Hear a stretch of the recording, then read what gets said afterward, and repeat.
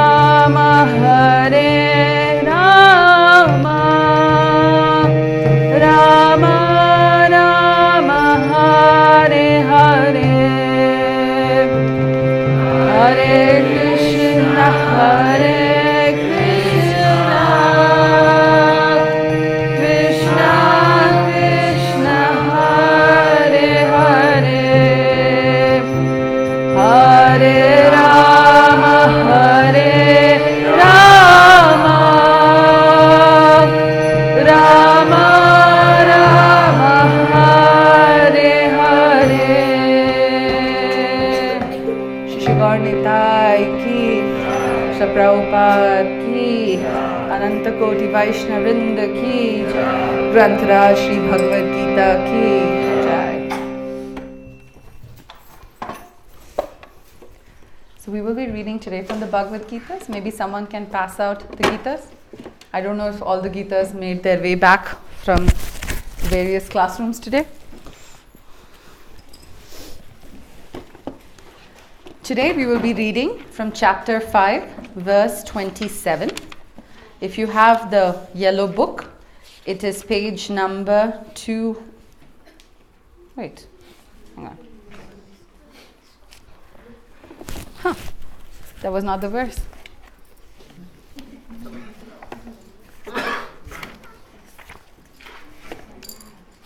Oh, never mind, 25, not 27. So it's on page number 251, if you have the yellow book.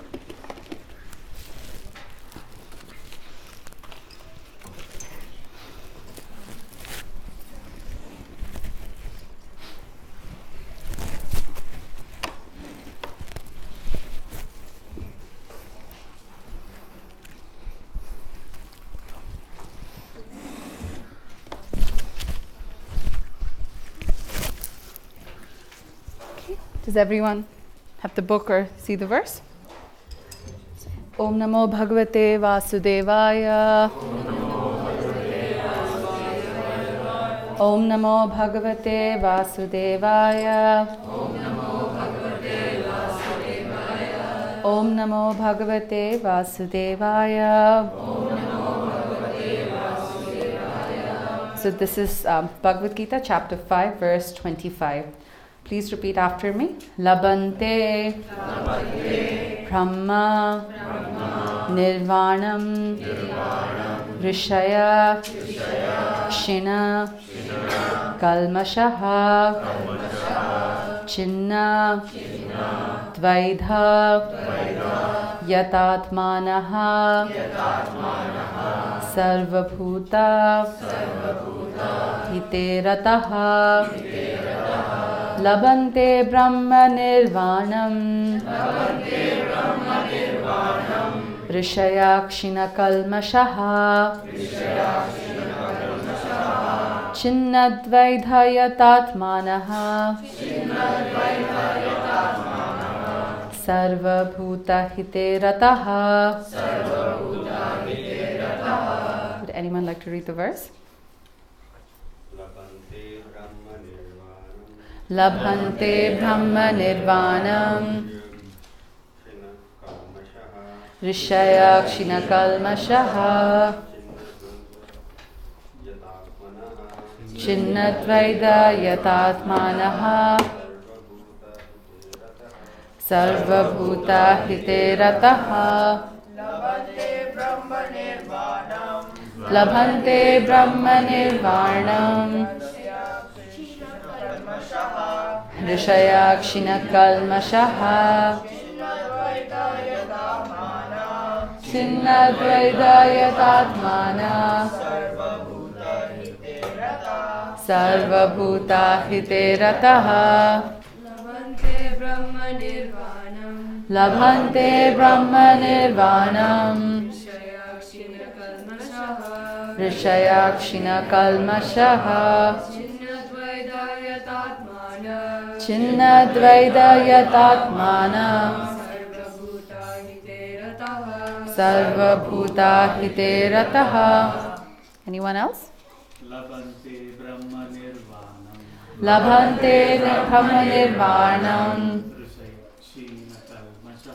Rishayakshina Kalmashaha, Chinnadvaida Yatatmana, Sarvabhuta Hiterataha. Labhante, achieve. Brahma Nirvanam, liberation in the Supreme. Rishaya, those who are active within. Kshina Kalmashaha, who are devoid of all sins. Chinna, having torn off. Dvaidaha, duality.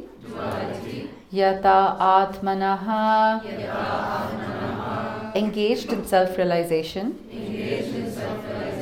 Sarvabhuta, for all living entities. Hite, in welfare work.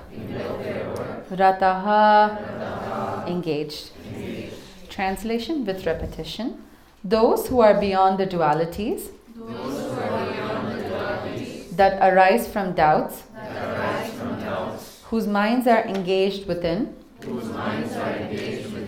who are always busy working for the welfare of all living beings, and who are free from all sins, achieve liberation in the Supreme. Purport by His Divine Grace, A.C. Bhaktivedanta Swami Srila Prabhupada. Srila Prabhupada ki. Only a person who is fully in Krishna consciousness can be said to be engaged in welfare work for all living entities. When a person is actually in the knowledge that Krishna is the fountainhead of everything, then when he acts in that spirit, he acts for everyone.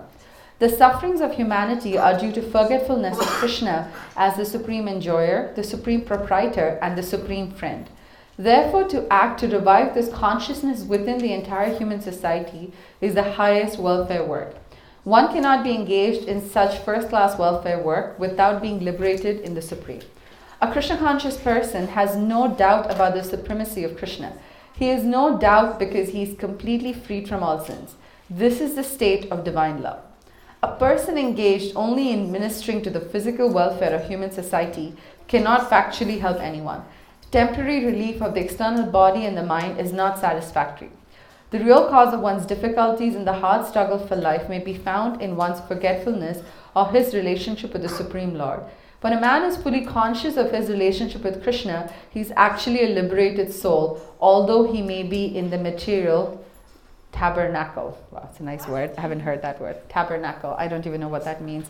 We'll find that out shortly. Jai. We'll chant the Mangala Charan together. It is in the beginning of the Bhagavad Gita, for those of you who want to follow.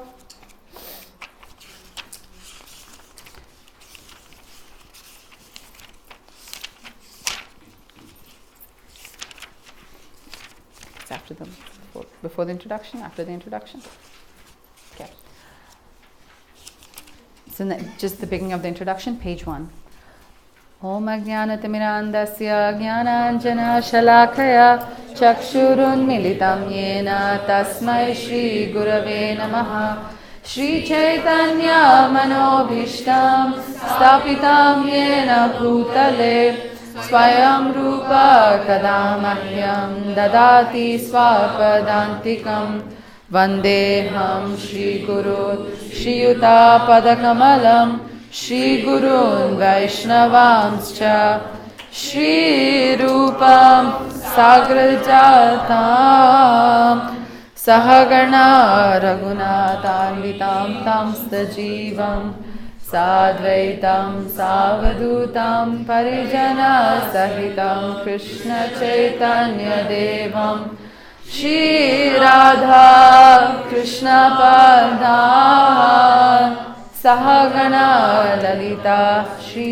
Vishakhanvitamscha Nama Vishnupadaya Krishna Pristhaya Bhutale Srimate Bhaktivedanta Swami Niti Namine Namaste Saraswati Deve Gauravani Pracharine Nirvishesha Shunyavadi Paschatya Deshatarine He Krishna Karuna Sindhu Dina Bandhu Jagatpate Gopesha Gopika Kanta Radha Kanta Namostute Tapta Kanchana Gaurangi Radhe Vrindavaneshwari Vrishabhanu Sute Devi Pranamami Hari Priye Pancha kalpatarubhyasya kripa sindubhyo eva cha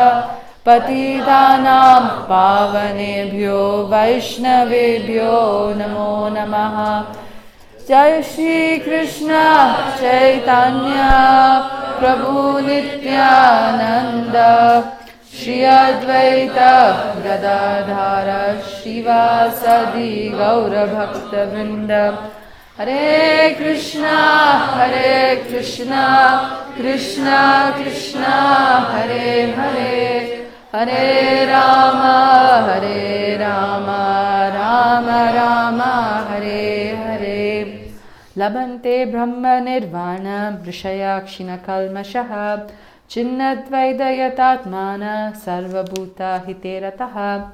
Those who are beyond the dualities that arise from doubts, whose minds are engaged within, who are always busy working for the welfare of all living beings, and who are free from all sins, achieve liberation in the Supreme. Hare Krishna again, everyone. Thank you to all of you for giving me this opportunity to speak. I see blessings of all the senior Vaishnavas and Vaishnavis here, that I may share something that is of benefit and something that we can all take back today and apply in our lives. So, chapter 5 is very significant. Right, if we go through the context of at what point chapter 5 has been spoken. So what is the title of chapter 3? What is title of chapter 3? Karma Yoga, I heard that, Karma Yoga. What is the title of chapter 4? No, chapter 4 is Transcendental Knowledge. And what is the title of chapter 5? Karma Yoga, Action in Krishna Consciousness. So it's very interesting how Krishna has started sharing the Bhagavad Gita. Right? We're still in the beginning of Bhagavad Gita. We're still in the first 6 chapters. So Krishna starts in 3rd chapter explaining to Arjuna the importance of karma, importance of activity. Like what happens when you do activity, right? Krishna talks extensively about sacrifice. He talks about good leaders. He talks about importance of doing your duty. All of this comes in the 3rd chapter. In the 4th chapter, for the first time, Krishna is introducing himself as God. Until the 4th chapter, Krishna has not ever mentioned to Arjuna, I am the Supreme, surrender unto me, nothing like that. So far, Krishna has stuck to just the philosophy. But in the 4th chapter, Krishna starts to explain that I am God. And he tells Arjuna that, he says, Yada idai dharmasya glanir bhavati bharata. Whenever and wherever there is calamities, I appear. Paritranaya sadhunam vinashaya ch dushkritam. I come onto this earth, to benefit the pious and to destroy the miscreants. So Krishna explains why he's coming and things like that. So now 5th chapter takes a very interesting turn. So now Krishna is almost revisiting what he said in the 3rd chapter and adding transcendental knowledge to that. For me personally, I love the 5th chapter because I find it very practical for the situation most of us are living in today. The 5th chapter in Sanskrit is actually called Sannyasa Yoga. So if you hear that we're going to be studying about Sannyas Yoga, what is the first thing that comes into your head? Sorry? Leave everything and go, detachment, sannyas, right?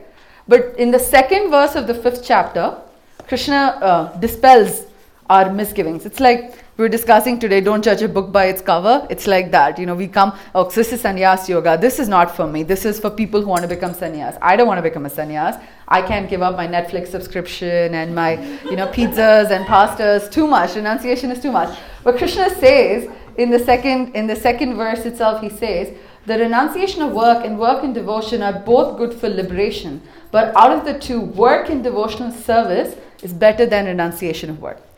Which means that this chapter is meant for those of us who are living in this world today who have work to do. It doesn't mean those of us who have jobs. It actually means who have dharma and who have activities. Each and every one of us sitting in this room has some work to do. Agree? Anyone feels like they have no work? Anyone? Aparajit, you feel like you have no work? Mani Prabhu, Sukriti Mataji, put him to work after he goes home. We all have some work to do, right? Even if we think we don't have work, our body takes some work, right? We sweat, we have to take tissue to wipe down our sweat. We sneeze, take some effort to take tissue and, to like wipe our snot. Sorry, too much information, but reality is that we all deal with allergies. So our body takes a lot of work. So how do we renounce everything and go? Like when you read pastimes of people like Dhruva Maharaj and even Hiranyakashipu for that matter, they were doing meditation for not 1 year, 2 years. They were doing meditations for thousands and thousands and thousands of years. They had renounced everything and they were able to meditate for so many years. We struggle with 2 hours of japa every day, but they were able to do this 2 hours of renunciation. That is literally what Prabhupada have asked us. 2 hours, forget everything, only think about Krishna. Those 2 hours itself are so difficult. Last week Charagopika Mataji was saying the minute you chant, sleep comes. It's like I feel the minute you chant all the things you have to do, only then you'll remember. The 22 hours in the day, you don't remember things you have to do. Only when you sit in front of God, that's when you remember. Oh, I need to wash the car. I need to go pick up my clothes from dry cleaning. Oh, I forgot. I don't know what to make for dinner today. I don't think I have the right groceries in my house. Will my husband like to eat what I made today? All of these intelligent questions, important questions, come only when you're chanting. So it's difficult to give up, right? Which is why Krishna has given us this knowledge in the 5th chapter. 5th chapter has some of the most practical verses possible. It was very hard to pick what verse to speak about from this chapter, but I highly encourage all of you, when you go home, please read the translations of the 5th chapter. There are some beautiful verses, very popular verses. There is the verse here that talks about the importance of free will, something that we all question, right? If Krishna is controlling everything, what is our choice here? So in this chapter, there's a very nice verse where it talks about free will. There is a very famous verse that says the educated sage sees the same spirit in everyone around, right? Then the famous verse in the 5th chapter ends with the peace formula, where Krishna talks about how by service to God and his devotees, peace can be spread around. So it's a very beautiful chapter. So I wanted today to focus a little bit on the 5th chapter. So this verse 525 is coming towards the end of the 5th chapter. So Krishna has spoken about a lot of things so far, and now he's giving us a 4-step formula on how we can achieve liberation. So it's nice, like 4 steps to liberation. So that's what the class is themed today, 4 steps to liberation. Before we go into each of these steps, we want to understand what liberation actually means, right? Very often we hear, especially those of us who are raised in a Hindu background or are from India, and have heard, we say moksha, like that is the end, right? Moksha. That is what we're all, working towards, this concept of moksha. But actually, for devotees, the concept of liberation is slightly different. In today's class, you will hear a lot of references being made to 4 great souls. We're going to be hearing some things about Advaita Acharya, who is appearance day. We celebrated on Friday. We're going to be hearing about Bhishma Dev, whose appearance day was yesterday. We will be hearing some from Madhvacharya, whose disappearance is tomorrow, and some from Ramanujacharya, whose disappearance is day after tomorrow. Before I explain what liberation is, I want to just take a few minutes to talk about who Madhvacharya and Ramanujacharya are, so that it makes context of when I'm sharing their pastimes, we know where to put this at. In Vaishnavism, there are 4 principal branches of Vaishnavism. Each of these branches of Vaishnavism the source is Krishna, but they're all come from different deities. So we have the Sri Vaishnavism, which is very predominant in South India, which comes from Lakshmi Devi, and their principal acharya is Ramanujacharya. So Ramanujacharya, his presence in this world was very significant. He contributed greatly to the spreading of the bhakti movement, particularly in South India. Today, when you go to temples like Sri Rangam, Tirupati, Shivalipattur, all these temples, you see the influence of Ramanujacharya and his teachings. What is Ramanujacharya's significance with us, those of us who follow Srila Prabhupada and Mahaprabhu, is one of Ramanujacharya's disciples, Kulashekar Alvar, wrote this very beautiful book called Mukundamala. That was one of Srila Prabhupada's favorite book. Prabhupada quoted extensively from Mukundamala. Mukunda means Lord Krishna, Mala is a garland, and it is Stotra is prayer. So it's a garland of prayers to glorify Mukunda. So lot of importance given to Ramanujacharya. Those of you who were there for our children's showcase last year saw the stunning 1-hour drama on Ramanujacharya. So today we're going to talk a little bit about Ramanujacharya. We'll see how much we remember from December 15th to Feb 2nd. So I'm going to look at all of you here, especially the kid who played Ramanujacharya, who's hiding right now. So we're going to make sure that you remember what your character played. The other Acharya whose disappearance is tomorrow is Madhvacharya. So we spoke about 4 branches of Vaishnavism. One is Sri Sampradaya. The second is the Sampradaya that comes from Brahma. And the principal Acharya of that Sampradaya is Madhvacharya. We in our parampara, we are called Brahma Madhva Gaudiyas. That is so if you see the map of Vaishnavism, that is where we sit. Because we follow Mahaprabhu. But Chaitanya Mahaprabhu also comes within the line of Madhvacharya. Madhvacharya's disciples, grand disciples were the ones who became gurus for Mahaprabhu. So Madhvacharya is our parampara's principal Acharya. Madhvacharya was also born in southern India, and great life. It's almost whole class can be dedicated to Madhvacharya, but he from a very young age was dedicated to preaching the name of the Lord. He's said to be an incarnation of Vayudev. And Madhvacharya propagated teachings of the Lord, wrote many things in copper plates and hid them so that it would not get stolen or lost from generation after generation. Madhvacharya was very high standards in deity worship. So a lot of the deity worship we see today in our temples, it comes also from Madhvacharya's principal theory of how Krishna resides in the deities. So very often when we go to temples, we have this nature, and all of us do it, right? We bow our head and we walk away. Because we think, I'll say but myself, I think there's no way Krishna can be here, right? But Madhvacharya emphasized that the Lord is present in his deity form. Imagine if I'm going to pick on Kirti for a second because she's sitting in front of me. Imagine I know who she is and I see her and I wave to her and I walk away. I don't have a conversation with her. Well, how would you feel? Kind of weird. You'd feel weird, right? But we do that with God every day. Amarendra Prabhu makes that fun joke, right? He's like, now people don't even bow down like this. They just do. So he was like, you don't know what that means. He said, but we do that. We don't even want to take the time to bow down to the Lord because it's very easy for us to forget that God can exist in his deity form. But Madhvacharya emphasized this idea of Archa Vigraha, that the deity exists in this form. So next time when you come to this temple or go to any temple, remember, Krishna wants to have a conversation with us. So let's have a conversation with Krishna. It'll make him very happy and make us also very happy. So saying that, there are some very beautiful verses Madhvacharya has explained on what does liberation actually mean. So I wanted to start off this class today by seeking blessings from all these acharyas and just hoping that we can continue in their path. This is our legacy, right? This is our legacy that we have, the teachings of these acharyas that we not only imbibe in our life but pass down. So we started off this class by saying Krishna in this translation is saying that was someone who follows these 4 things, they can achieve liberation from the liberation in the Supreme. For devotees, actually liberation doesn't mean moksha. Even though liberation in most cases would mean moksha, it means that Krishna, please continue to engage me in service as how you see fit. As how you see fit. Krishna wants us to be constantly engaged with him. That is true liberation. Liberation doesn't mean, I can just free myself from this. Sometimes people have this thing that, okay, I want to go, I want to just get away from everybody. I kind of want me time. Now I want to just be by myself. Right? Has anyone felt like that sometimes? I'm just done with everyone around me. Rishi, you feel like that? You want some me time?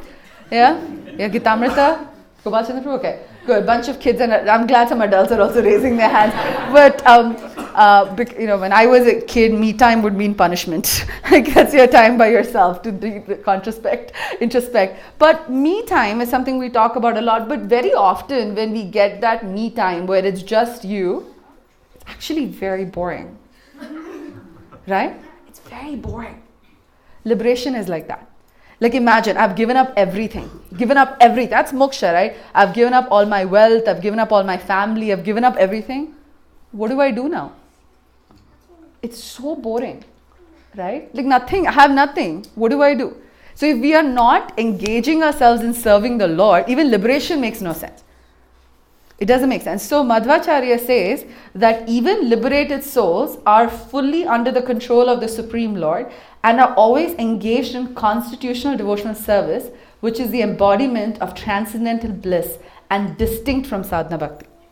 So Madhvacharya, in this beautiful verse from his book called Gita Tatparya, which is giving a explanation of the Bhagavad Gita, in that Madhvacharya is explaining very clearly that liberated souls are actually under the control of the Supreme Lord. So to desire liberation or moksha without God in picture is futile. It makes no sense. So our desire should not be liberation. Our desire should be, how much can I serve Krishna? How can I completely make my life in serving the Lord? And when we make our entire life about serving the Lord, that is when there's true liberation. Because then everything that we have, we are truly understanding that this belongs to the Lord. So I'm giving it back to Him. So that is true liberation here. So in today's class, we're going to focus on how do we get to that stage of that liberation. And how we can learn from examples of these other great souls, how they were able to do that in their life. They're all pure devotees, so they were already liberated actually. They were serving the Lord by coming into this earth and helping us learn from them. So we'll focus on some of these principles today. The first what is in the translation, the first step is described as beyond the dualities that arise from doubts. So what does duality mean? What does duality mean? Krishna uses, duality comes multiple times in the Gita. What does this mean? Kirti? It's like two things, like happiness versus sadness. Very good. It's dual, right? So our whole life actually, there's always two things, two sides of a coin, right? Wherever there's happiness, there is distress. Whenever there's broccoli, there's cheesecake after. Whenever there is like stress, there is also relief. Whenever you eat something too spicy, there's something too sweet. So our entire life that we exist is dualities. The point here that is coming across is that when we get caught in these dualities very often, right? We get caught. Particularly sometimes when we see things around us that don't seem to make sense logically. Our brains are wired to think in dualities. Our brains are actually wired. But we get caught in that trap because we overanalyze sometimes. Gauranga Prabhu says this very often, paralysis by analysis. I love that line, paralysis by analysis. Sometimes with overanalyzing, we get caught in this cycle, right? And dualities are the ones that actually hit us the most.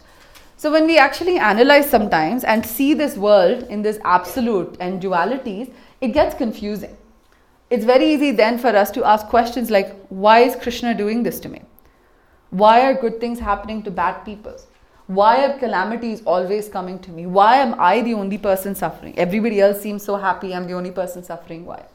We talked about this recently, about like Facebook envy that sometimes we get, right? You see people's like pictures, they've gone to like Milan on vacation, they've gone to like Barbados, and some of them are like just chilling on a beach somewhere, and you're busy doing work at your computer and like, this is so bad, I want to go there. But nobody puts pictures of their flights getting delayed, their luggage getting lost. No one talks about, we were talking about like many people take in front of Disneyland, you take that nice family picture, right? The whole fantasy kingdom. No one talks about the fact 5 minutes before that, the son is like having a tantrum because it's too hot outside, and the daughter wants to go on the roller coaster that she's too short for but wants to go on. But no one talks about that. I'm sorry if this is describing someone's vacation, not intentional at all. This is purely coincidental. But it happens. No one talks about that. No one talks about the misery that's before. But we only see the happiness, right? And when we see that happiness, we get confused. Why is Krishna not doing this to me? Why can I not have a good vacation? I'm doing my dharma. I'm putting all this work here. I'm seeing some glances get exchanged between the couples here. I feel like I need to ask the meaning behind those glances after this class, because it seems to be some good stories there for future classes. But we get caught in that. We get caught in those questions, and we feel that Krishna doesn't care for us at that moment, because that dualities confuse us, right? We forget, even though we know that, even though everybody knows that after a period of sadness, there is going to be happiness. But what we get caught in is when happiness comes, we are waiting for the other shoe to drop. That, okay, now I'm happy, but Krishna is saying that something bad is going to happen, so now I'm just going to wait for the bad to happen, right? But when the bad happens and you're just miserable, you forget that happiness is around the corner. So even in the happiness, we're miserable. Pure devotees are not like that. Pure devotees are not like that. The reason why when they say someone is free from dualities is pure is whether things are good for them or bad for them, one thing doesn't change: their faith in the Lord. They love Krishna. It doesn't matter what the situation, it doesn't matter whether it's summer or winter. They don't make condition, oh, when it is summer, the weather is nice, I'll go meditate only when the weather is nice. So Hiranyakash, even like I'm taking example of a demon here, but like let's talk something good. Dhruva Maharaj didn't tell, okay, I want to check my Google to see what the weather is like. I think the weather is conducive. I can sit out and meditate for 6 months because the weather is nice. But then winter is going to come. I'm just probably going to go inside, hibernate, and then I'll come back out. No, they don't say like that. Dhruva Maharaj never said that. He never made a condition with the Lord. If I'm going to pray to the Lord, it's going to be like that. Prahlad Maharaj, Krishna put, like, if you look at Prahlad Maharaj's life, so many difficulties for a young boy he had to go through. Not once do you hear Prahlad saying, man, why is Krishna doing this? Could he like reduce this, like take it back a little bit, like dial back his love for me because I can't deal with this, right? No, Prahlad Maharaj accepted it. He accepted the good and bad. Actually, in Srimad Bhagavatam, like we talk so much about Prahlad Maharaj's bad that happened to Prahlad Maharaj, but later in Srimad Bhagavatam it describes how Prahlad Maharaj was an ideal ruler. He takes the kingdom over from Hiranyakashipu and he continues to rule with that same level of integrity and dignity that he had when he was going through all that trouble. That means even in his good times, he was still surrendered to the Lord. Another amazing example of this surrender is Bhishma Dev. Bhishma Dev's life is so, there's no word to describe it. One after the other. It's not just calamities, it's like these bizarre things happen, to his life. And many times it's not in his power or his control. He has to take a vow that he will never marry. Not because he doesn't want to marry or not because of any other reason. It's because of the situation around, right? When when those two princesses get kidnapped. Like Bhishma Dev is made to take that vow that you cannot marry because then your future children will get more benefit than the future kids right now. He can't marry. Then fine, he's accepted that. Then he raises in the kingdom, the Pandavas and Kauravas are there. He finds more affection with the Pandavas. The Pandavas are banished from the kingdom. Then Pandavas come back. Such atrocities are done to Pandavas in the kingdom of Kurukshetra when the gambling game happens and Bhishma Dev cannot say anything. How tough it must have been for Bhishma Dev at that time. And then when the final battle of Kurukshetra happens, it's not that he can go fight for the Pandavas also. Right? He has to fight for the Kauravas because that's where his alliance too is at that time. In all of this, even though he's forced in that situation to do things that may seem a little bizarre and you'd think, why would a devotee of Krishna do this? He still did it because it was his duty. But what he did not take away, what did not change about Bhishma Dev in this whole thing is his surrender to the Lord. That even when calamities came on him, even when things were out of his control, he had complete faith in the Lord of Krishna. There was no doubt in Bhishma Dev's mind that will Krishna come to me.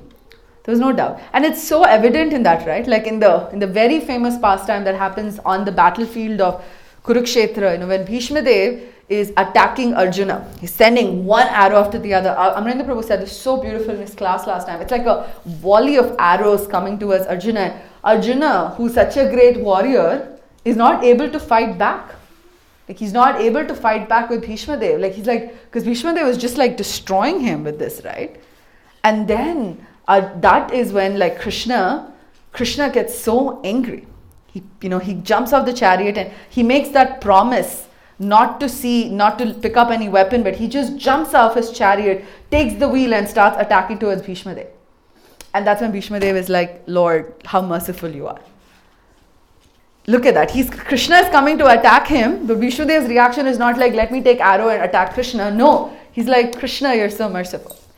Why Krishna did that? Krishna didn't pick up the chakra to punish Bhishma Dev only. It wasn't the intention. It was because Bhishma Dev had the desire. He wanted to see Krishna break his vow. He wanted to see that for a devotee, Krishna will break his vow. So, in order to fulfill the desire of his devotee, Krishna broke his vow. And Bhishma Dev's joy, it's so beautifully described in Bhishma Stuti, like when Bhishma Dev is about to pass away and he's on the bed of arrows. Prior to Bhishma Stuti also, Bhishma Dev describes how beautiful that scene was of Krishna running towards him. And like that, and it's the Prabhupada's purpose is so beautiful. Like they describe like dust is all on Krishna's forehead and his hair is all over the place. It is so beautiful. Think about this. If God were to come towards us with a weapon, how would our reaction be? Let's just pause and think for a second. Right? That's to gauge. Obviously, we are not like Bhishma Dev. We can't compare our devotion to him. But let's just compare ourselves, right? If Krishna were to enter through that door right now, with a Sudarshan Chakra at his hand, looking directly at us, what would our reaction be? Would we bow down and say, Krishna, do whatever you may, and so on? Or will we run in the opposite direction? Will we be like Bali Maharaj, who's willing to have the Lord put on his feet, or will we be like Durvasa Muni, running through all the planetary systems, run away from Chakra? But that is the difference. That is the difference between these great souls and us. These souls are completely beyond dualities. They don't care if it's good or bad. They don't care if they're in a conducive situation or an unconducive situation. All they care is about the Supreme Personality of Godhead. All they care is about loving God, and that's it. The second point Krishna mentions here is whose minds are engaged within. This means that these pure devotees of the Lord, that their focus is on within. It's on focusing on how they can improve themselves better. Their mind is not going on all mundane things. Like they're not thinking about mundane things. They're not thinking about just, what's happening, here, there. Their focus is on what can I do to grow in my Krishna consciousness. They're only focused on the Lord and doing their duty to please the Lord. That's it. That is their single focus. And in doing the duty, there is no compromise. Advaita Acharya is a very good example of this. In the Panchatattva, the five principal deities in Panchatattva, Chaitanya Mahaprabhu and Nityananda Prabhu, we see on the altar. The other three are Advaita Acharya, Srivas Pandit and Gadadhar Pandit. Advaita Acharya was a grahastha, like Srivas Pandit. That means he was married. So it's easy sometimes for us to think, we can't relate. Maybe it's tough to relate to Nityananda Prabhu because, he was an avadut, he did his own thing. Chaitanya Mahaprabhu was married, but he's God. So sometimes it's a little difficult to relate to what God does. But Advaita Acharya was like us to some degree. He was married, he had a family, he was an Acharya, he was teaching people. He did his duty perfectly. Perfectly. Giriraj Maharaj, in one of his classes that he gave, I believe in Dallas a few years ago on Advaita Acharya's appearance day, he mentions this point, that we can relate to Advaita Acharya more. We don't take the time to meditate on that, but we can relate to Advaita Acharya the most actually, because a lot of things that happen to him are very relevant about things that happen to us. But Advaita Acharya's entire focus was on two things, and we'll talk about this in the next point, but his principal focus was on serving Krishna. Advaita Acharya is a form of Vishnu that descends to the earth for Chaitanya Mahaprabhu's pastime. But he descends as a Vaishnava. He comes as a devotee. He comes to show how to be an ideal devotee to the Lord. How not to compromise who you are to be a devotee to the Lord. Krishna doesn't want us to change who we are.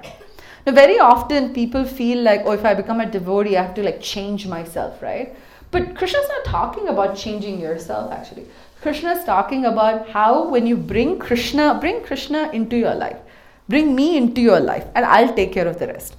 Very often there is this tendency for us wanting to, we kind of go, what do I do? I have to do this, I have to do this, I have to do this.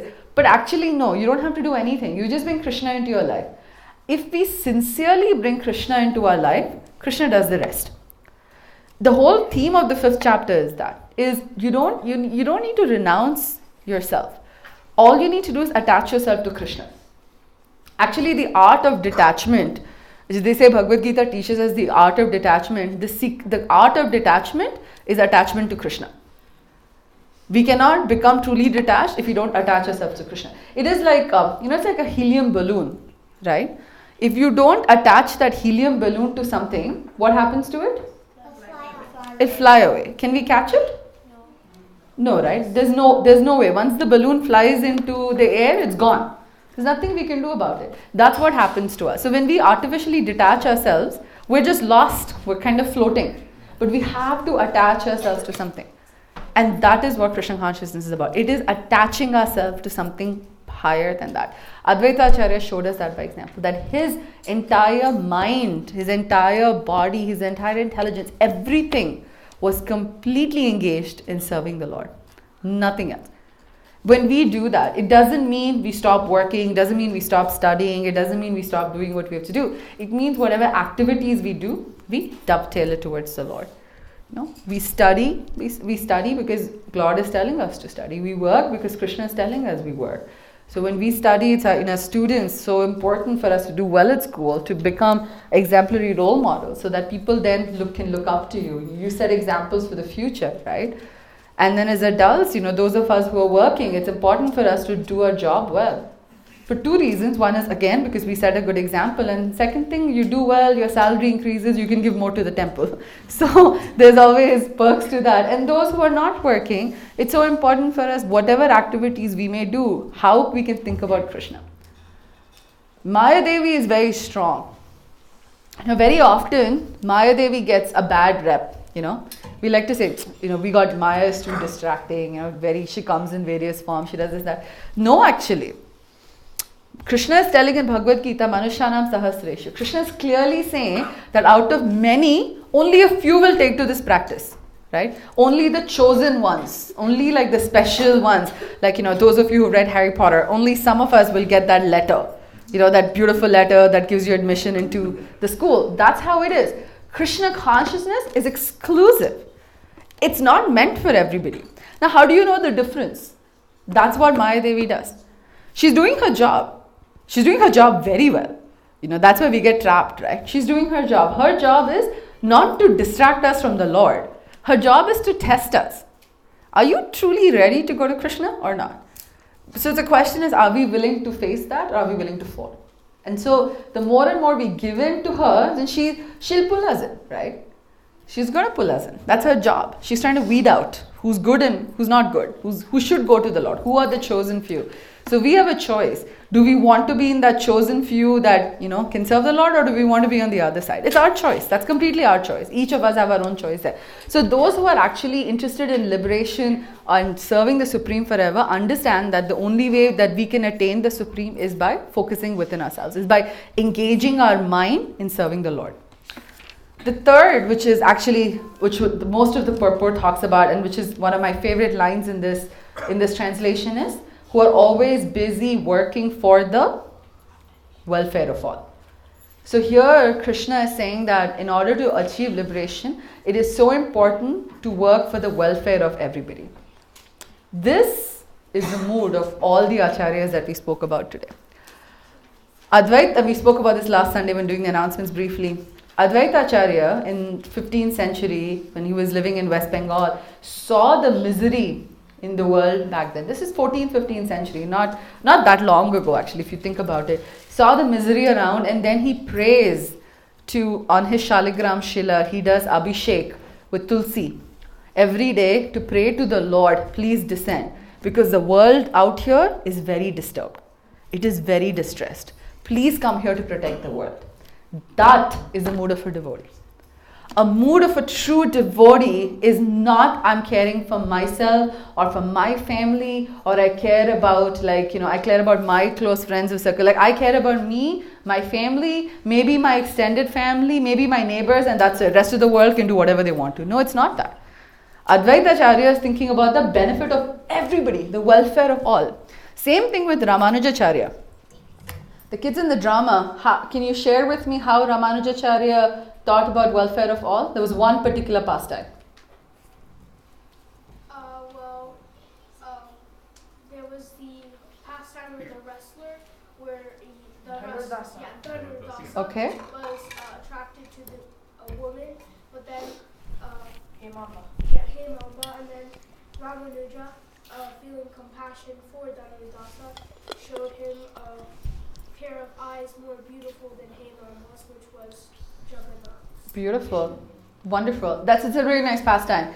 I'm looking for another pastime where it's welfare for all. Sankit? So Ramanuja gets a mantra from Goshti Purna. He says, don't tell it to anyone. So he goes and tells everyone in the village. Did everyone hear that? Yeah, so thank you. That's a nice pastime, but that was a pastime I was looking for. So Ramanujacharya, when he gets initiated by Goshti Purna, he gives him a secret mantra and he says, don't tell this mantra to anyone. What does Ramanujacharya do? Go to the top of the temple and chant the mantra to everyone, so everyone can hear it. Why? He says, why should I be the only one to hold on to this? Everyone should get this knowledge. That is thinking about welfare for all. It is the mood of a devotee is selfless, is all the time thinking, how can I serve others? How can I serve others? It's very easy sometimes, to say this, that we need to care for all, but very difficult to practice in real life. It is even tougher to practice in real life when people around you you may sometimes feel, I don't think they deserve my welfare. Right? Let's be honest. People around us, sometimes you feel like that. Why? They don't deserve my welfare. They don't deserve for me to respect them because they have done something to me that can hurt me, or something to me that I don't have that mood of Advaitacharya. I don't have the mood of Ramanujacharya to think that I want to work for their welfare. It happens to all of us. That is actually the toughest thing. But if we are calling ourselves a devotee, or we want to continue in this path of bhakti, Krishna has set the guidelines for us very clearly. And it's not only in this verse. In multiple verses in Bhagavad Gita, Krishna talks about the importance of those. The one who's friend to everyone is the dearest friend to me. Krishna says this in the 9th chapter. Krishna says this in the 11th chapter, in the verse that Prabhupada says is the essence of the Bhagavad Gita, where Krishna says, Mat karma krin mat parma. In the last verse of the 11th chapter, he says, there's a verse that calls Sangha Varjitaha, the one who, gives good association to everybody. So Krishna talks about the importance that as a person in this path of devotion, we have to care for welfare of everyone. We especially have to care about welfare of everyone who don't care about us. That is unconditional welfare. That is unconditional love. Advaita, to be honest, I grew up in this Hare Krishna movement, and my whole life I've known who Advaita Acharya is. But it wasn't until 4 years ago I knew that Mahaprabhu appeared because Advaita Acharya prayed. And I found out later there are many devotees today in ISKCON who are not aware of that. That Chaitanya Mahaprabhu's appearance is because of Advaita Acharya.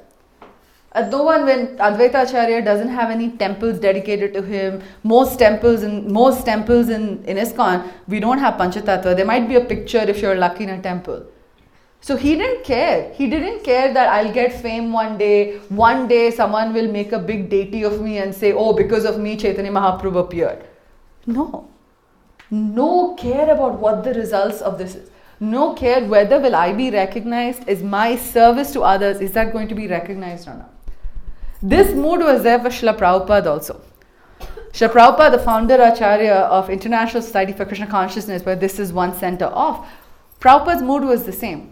When Srila Prabhupada comes to the US and he's sitting on the steamship and he's composing this beautiful poetry about how difficult it is going to be, Prabhupada's mood is, will they understand me? Can I give them anything? No, I have only this knowledge, but will they appreciate this? I don't know, Krishna. I don't think I'm qualified to do this. I'm doing this because my Guru Maharaj asked me to do this. I'm going to do this and help me. Prabhupada did not know what was going to happen when he wrote that poem. He didn't know this. Prabhupada took success and distress that he faced with the same equanimity. And the most beautiful thing about Srila Prabhupada is the movement is not named after him. So many of these big movements that you see today are named after their principal guru. We know Art of Living is Shri Shri Ravi Shankar. Everybody knows that, and you see that, right? Say Shri Shri Ravi Shankar's Art of Living, Maharishi's Transcendental Meditation. Many times, the main founder of whatever the principle is very prominent in the name itself. But Srila Prabhupada did not want his name to be with ISKCON. We, out of gratitude to him, do it. But Prabhupada never expected that. So nobody says this is Srila Prabhupada's ISKCON. Have you heard that? No, it's ISKCON. Right? It's not Srila Prabhupada's ISKCON, it's ISKCON. Because Prabhupada didn't want his name associated with, which is why so many people again go to ISKCON temples, see a murti of Srila Prabhupada, but have no idea what Prabhupada did. No idea. Because in many temples, if you see, there was no expectation that there should be a big... How many ISKCON temples have we been to where we saw a plaque next to Prabhupada that explained his life story? I've only been to one. one ISKCON temple in Montreal, one temple where they had a small plaque that explained who Srila Prabhupada was. No temple explains it. So if you don't know who Srila Prabhupada is, you walk to a temple, you see this this deity of an old man, you just think, oh, he did something and go away. Nobody knows the extent of what he did. Because Prabhupada's mood was not about getting success for himself. It was only about how can I benefit everyone. That needs to be our mood. That needs to be our mood on how do we take welfare for everyone. His Grace Vaisheshika Prabhu says in his class that Srila Prabhupada was an ambassador of goodwill. That's what he was. He was an ambassador of goodwill. Somebody who's an ambassador, you hear the word ambassador to countries, right? What do? They take peace offerings. That is why certain countries don't have ambassadors, right? There's no ambassadors because they don't want to have peace with that country. But Prabhupada was an ambassador of goodwill. He took peace and goodwill. The message he shared was about welfare, peace, and joy for everyone. This is such an important thing. Now, I know we're at time. I want to spend a few more minutes on this point here, which is significant, is how do we deal then with devotees that we may not agree with, right? Because here Krishna is not saying that, who are busy working for the welfare of living beings that agree with me, or, welfare of living beings that I like. I'm only going to do things for people I like, people I don't like, I don't care. No, Krishna is saying welfare of all living beings. So how do we continue to do welfare work for people that we disagree with? Srila Prabhupada said that in one of his classes that a great way for us to support people that we disagree with is we pray for them. We don't need to be in association of people that can pull us down in our spiritual life. We should, but how can we still do welfare activity for them as we pray for them? We pray for their spiritual growth. We pray for their spiritual protection. By doing that, we're doing welfare work. Very often people think, how is prayer a welfare work? How is me chanting a few mantras or saying a prayer from my heart, how is that welfare work? But it is. Very often, and Prabhupada talks about that in his purport, right? Very often charity that is associated with welfare work, it's temporary. It's very temporary. Like on South Congress Avenue, you have these, I forget which organization they're from. It's some animal welfare. I think it's Habitat for Humanity. Is that? But it's not animal related. Humane Society maybe? Human Society, one of those. They wear these. I just know they wear these red shirts, and on South Congress they'll catch you. If you don't pay attention, they'll just catch you and talk to you to get donations for their organization. I forget the name of the organization. So a few years back, we were out there distributing books. One of them caught me and I was talking to them and they were like, yeah, we're raising funds to take care of, I think it was dolphins or something. So we're like, okay, fine, they asked for, some money and I don't know if I gave or no. But then a year or two later, we go back, now they're like, oh, now we want to collect money for butterflies because they're inhabited. So you're like, so if I'm constantly giving money for something that's temporary, right? I'm not saying butterflies should not be protected or dolphins should not be protected by any means. But to me, it's like, it's temporary, right? We have to, what can we do from our stand to protect it? I was hearing this class recently, this podcast, I've gotten into these podcasts, this devotee from Australia was sharing his story. He had, before becoming a devotee, he was in Sydney and somebody asked him to donate for one of these animal organizations and he donated monthly donation of like $35 or something like that. And it was before he became a devotee. After he became a devotee, he was questioning like, why am I giving that donation? So he called that organization and said, is every member of your organization vegetarian? And they said, no. Then he's like, don't you think that's a bit hypocritical? Like you're talking about protection of animals, but you yourself are eating animals, right? Yeah, Ishan agrees with me. I can see fully. He's absolutely upset at this statement as I was, but it's true, right? It's very hypocritical. So then he withdrew his donation. So he was saying, for an ordinary person, that may look like that's a bad thing that I'm withdrawing donation, but reality is that I don't want to support something that's so hypocritical, right? So very often, people think prayer or Krishna consciousness is not a charitable thing. Like, how is this going to help this world? But it does help this world. Like, let's think about this rationally, right? If every single person in this world was a spiritual being. I'm not saying that they're all devotees chanting 16 rounds a day, wearing tilak, waking up for Mangal Arati. No, we're not talking about that. We're talking about every single person in this world is spiritual. not religious, spiritual. By that I mean that they love everyone in this world, they care about everybody, they care about the welfare for everyone. How do you think the world would be? We still have multiple religions, but everyone is spiritual. How do you think the world would be? Don't you think the world would be a better place? Don't you think because people care about each other then, right? We are not looking at these bodily designations and differences. We care about each other truly. So becoming a spiritual person actually helps us take care of the world. At work, when I tell people that I don't eat meat and I don't drink coffee or I don't drink alcohol and I don't gamble. So one of my managers once joked with me, he's like, if everyone in this world would be like you, we wouldn't have half the problems that we see today in the world. I said, yes, that's our goal. So I said, I want to make most of this world like me. So then we won't have problems. But it's reality, right? Even people who are not following this can see that imagine if there was no gambling in this world, how much the world would be a better place. So all of us, here who are practicing this path don't gamble. We're actually contributing to a better world that way. That is our contribution. That's why prayer and becoming a spiritual person is very powerful, and spreading spirituality is even more powerful that way. The last point here, which is the toughest, right? So let's summarize. The first point was beyond the dualities that arise from doubt. The second point was minds are engaged within. And the third point was welfare for everyone. Welfare for all. So fourth point that Krishna says in how to achieve liberation is free from all sins. Does anyone think that's easy? No, right? To be free from all sins is almost impossible.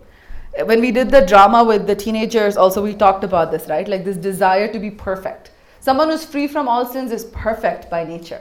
We talked about that it is impossible to be perfect. But this is again how Krishna is so wonderful. Krishna says in Bhagavad Gita himself that for one who surrenders to me, I preserve what you have and carry what you lack. Ananyas chintayan toma. Krishna says that in the 9th chapter. I carry what you have and I preserve what you have and I carry what you lack. Which means Krishna is saying that you don't need to be perfect to surrender unto me. You can be full of flaws and surrender unto me. I will take care of the rest. I will fill in the gaps. I'll take care of the rest for you. Because one thing Krishna loves the most is his devotees. Krishna loves his devotees the highest. There is nobody more dear to Krishna than his devotees. This is a very nice pastime in context of Advaita Acharya, which shows how much Krishna loves his devotees. Advaita Acharya goes to Mother Sachi, who is Chaitanya Mahaprabhu's mother, and he informs her about of Chaitanya Mahaprabhu taking sannyas. Mother Sachi, whose older son had also become sannyas because of Advaita Acharya, gets very angry with Advaita Acharya. And she says that you're not Advaita, you're Dvaita. Because Dvaita means two. You only separate. You don't know how to join, you only know how to separate. And she says a lot of offensive things to Advaita Acharya. Advaita Acharya, being a pure Vaishnava, doesn't react to it, takes it as it is. But when Chaitanya Mahaprabhu finds out that his mother has said all of this, he gets very angry with his mother. And he tells her that you cannot move forward in your devotion until you fall at the feet of Advaita Acharya and he forgives you. Think about this. This is God's mother. But he's so upset that he's offended a Vaishnava. Krishna cares the most for his devotees. The most for devotees. So sometimes we feel like, I went through this phase personally, like I want to chant perfect rounds. Like I have to chant perfect rounds. Yes, we have to. Nothing against it. But Krishna will accept our imperfect rounds also if the intention is done correctly. Radhika Raman Prabhu, when he was here last year, he said that so beautifully, that Krishna is so merciful. If our activity is good, but our intention is bad, Krishna accepts the activity.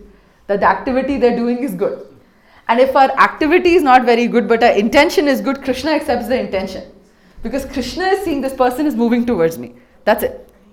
Isn't that amazing? That is the point that Uddhava says in the Gita also, in Bhagavatam also, when he is saying that really famous verse, that Aho Baki Stanakaya Kutam, where he says how merciful is this Lord, that this demon, this she-demon Putana, who tried to kill him, Krishna gave her the benefit of being a nurse in the spiritual world because she tried to feed him milk. Look at that. She was a demon who wanted to kill the Lord. But Krishna took what her intent, her activity there of wanting to give milk. That is the mercy of Krishna. So even though we may be full of sins, if we surrender ourselves to the Lord, Krishna takes care. Krishna takes care of it. Krishna looks at what we're doing and he fills in the gaps for us.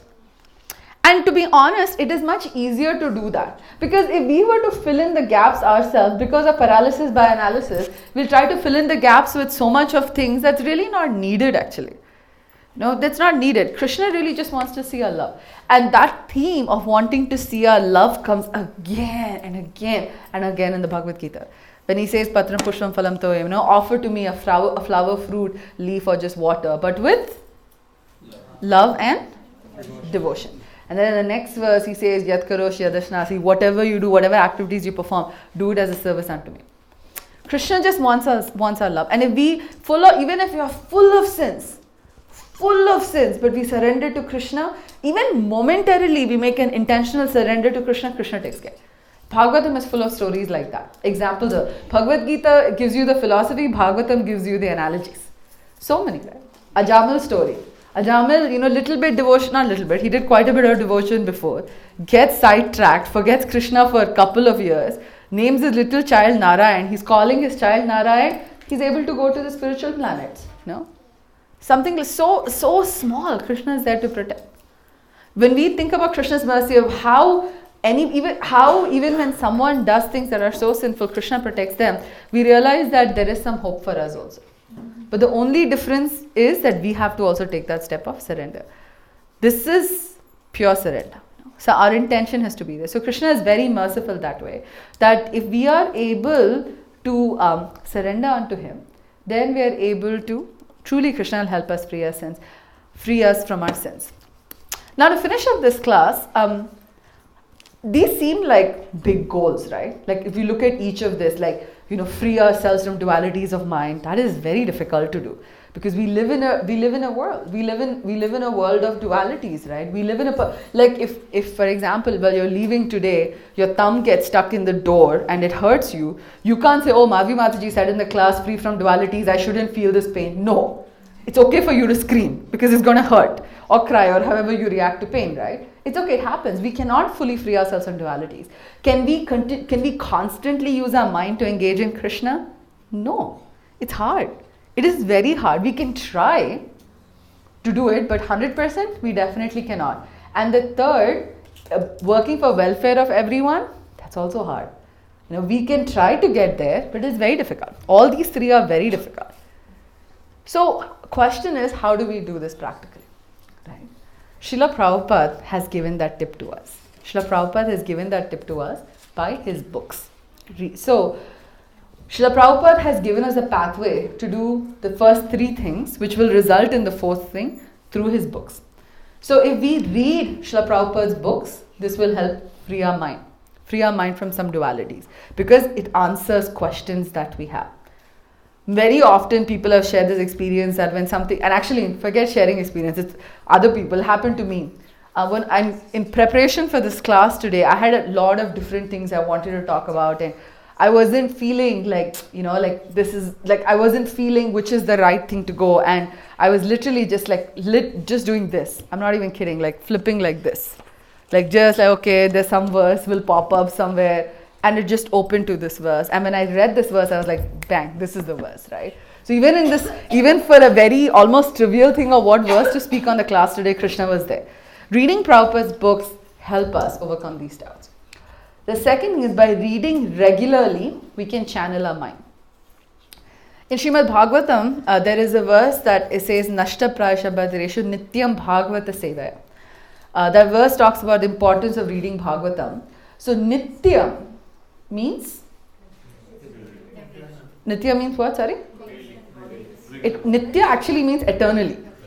It means not every day. Nitya means eternally. But Srila Prabhupada translated that as daily. Why he did that is because eternally reading Bhagavatam, as much as we would love to do it, not practical. So at least let's dedicate some amount of time in our day for spiritual study. So by reading regularly for a fixed amount of time, we can channel our mind in thinking about Krishna. So that's step 2. We're engaging our mind. And the third was welfare for all. By distributing these books, we are actually taking care of welfare for all. These books hold secrets to help people. People out there are looking for this. Some of them will tell you that they're looking for this, and some people will not tell you that they're looking for this. But people are looking for this knowledge. People are not happy. Again, some people may know that they're happy, some people may know they're not happy, some people may not know that they're not happy. But people are looking for knowledge. They're looking for a way out. They're looking for how can I find peace in my life and in this world. And they're looking for this. What better welfare activity can be there than going to these people and sharing this knowledge of God with them? Our goal is not to make everyone a Hare Krishna or chanting, and that's not our goal or intention with these books. Our intention with distributing these books is because we care for people. Vaisheshka Prabhu, when he does the book distribution seminar, the first thing he says is, get out there. And he says that we're not doing these books for money, or we're not doing these books for anybody's benefit, but for our benefit. Because it is only by sharing do we understand the value of these books. This is a priceless knowledge. And the more we give, the more we get actually. The more there is appreciation for us. And as Srila Prabhupada was the ambassador of goodwill, he has left all that goodwill in these books. So it is if we want to truly spread welfare, we need to engage in distributing these books. So now in our temple, we've started this book of the month since last month. The whole idea of the book of the month is to combine all these 3 activities together. So you can do it for any book, of course, but book of the month helps us focus on that. So book of the month for this month and next month actually is Teachings of Lord Chaitanya. Because starting from January 31st, which was Advaita Acharya's appearance day, until God Purnima on March 9th, so many soldiers in Mahaprabhu's army have their appearance and disappearance. So by reading Teachings of Lord Chaitanya, we'll get to know more about them. And we have some information outside. In order to read Teachings of Lord Chaitanya, finish it reading by the end of March, you only have to read 7 pages a day. 7 pages a day. I timed it yesterday. 7 pages a day take less than 8 minutes. 8 minutes, 8 to 10 minutes maximum, depending on your reading speed, right? So by dedicating 10 minutes of your day for reading something for Krishna, that's 10 minutes of your day that you're completely focused on the Lord. And if you have this book already, you can read. We are giving an opportunity for you to purchase these books, to give it to your friends, give it to other people, so we can truly do service for the welfare of all. These 3 aspects are foundations of Srila Prabhupada's mission of the International Society for Krishna Consciousness. Grow in our spiritual life ourselves and share this with others so we can continue to grow. It's a beautiful cycle. So with that, thank you everyone for listening, and Hare Krishna.